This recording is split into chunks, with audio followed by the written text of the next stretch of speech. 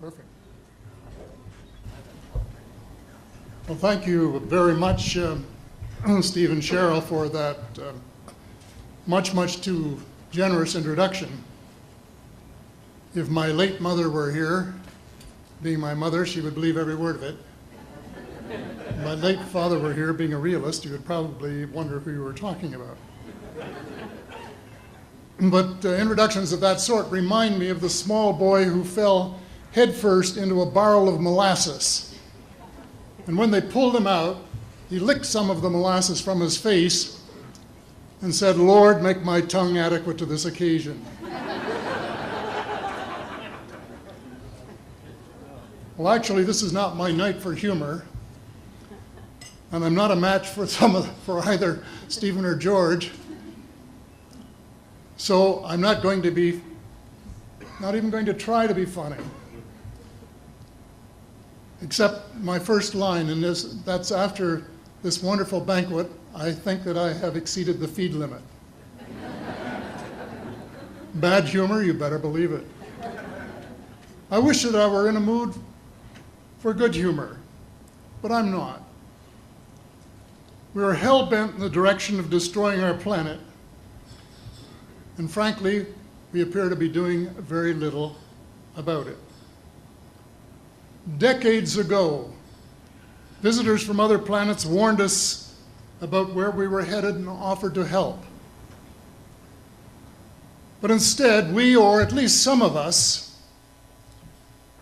interpreted their visits as a threat and decided to shoot first and ask questions after.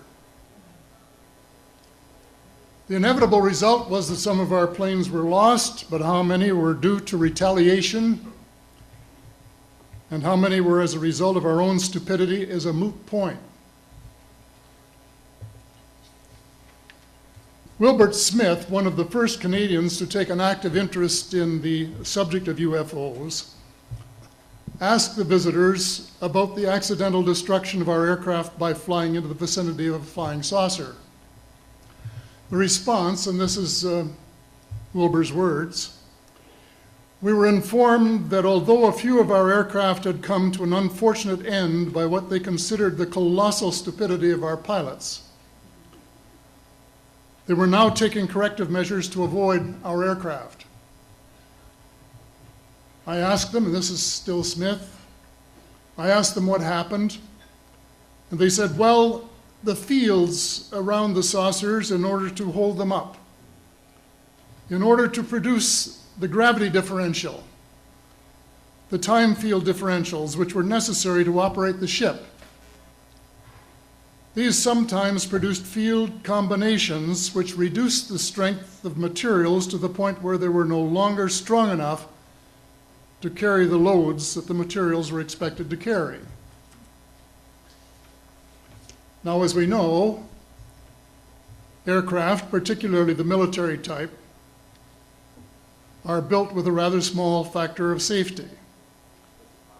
And in these regions of reduced binding, the materials are no longer strong enough to carry the load, and the craft simply comes apart."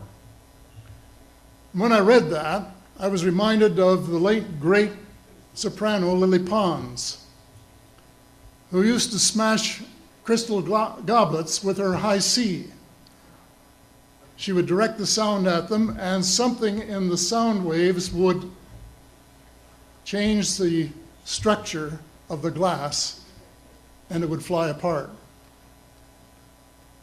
Well, this didn't satisfy our military chiefs, who must have thought that it was more important to secure American nuclear superiority, even though using it would result in the annihilation of us all, than to take the hint and start moving the planet back from the brink of global disaster.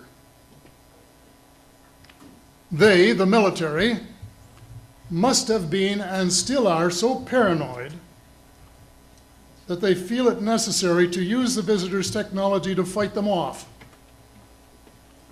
rather than welcome them as partners in development, though they may have seconded a few renegades to assist them in what can best be viewed as diabolical developments.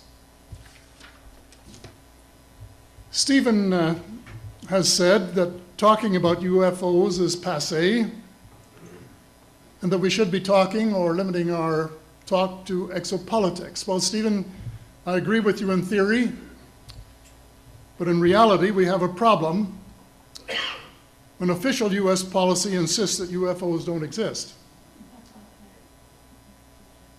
The veil of secrecy must be lifted, and it has to be lifted now, before it is too late.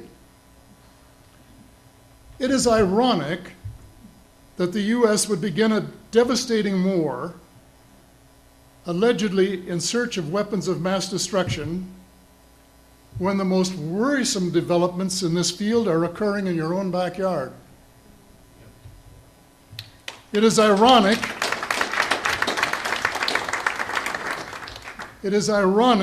that the US should be fighting monstrously expensive wars in Iraq and Afghanistan, allegedly to bring democracy to those two countries, when it itself can no longer legitimately claim to be called a democracy, when trillions, and I mean thousands of billions of dollars, have been spent on projects about which both the Congress and the Commander-in-Chief have been kept deliberately in the dark.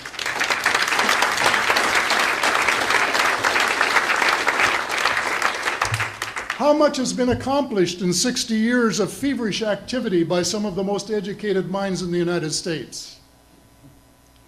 Has America developed flying saucers that are visually indistinguishable from the visitors, as alleged?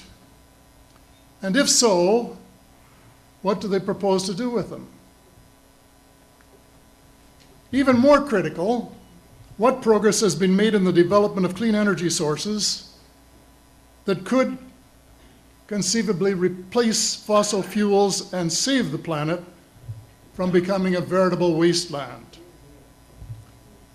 Well, who has the answers? Someone does, but apparently they aren't telling either secretaries of defense or presidents because they don't have, quote, a need to know. In a story told by Dr. Stephen Greer,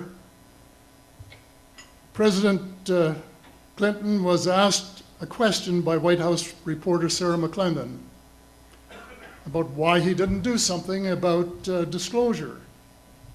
And Clinton replied, "Sarah, there's a government inside the government, and I don't control it."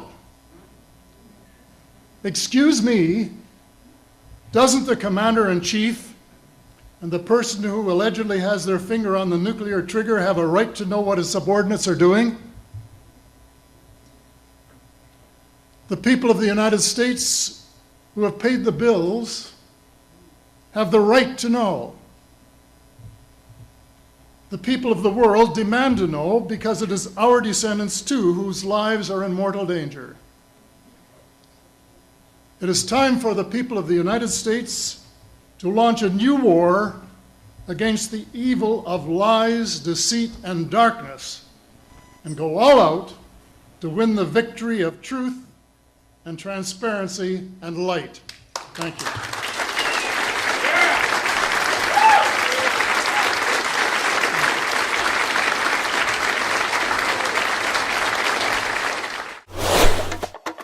Ich glaube, er sagte, das sind Teile von einer fliegenden Untertasse.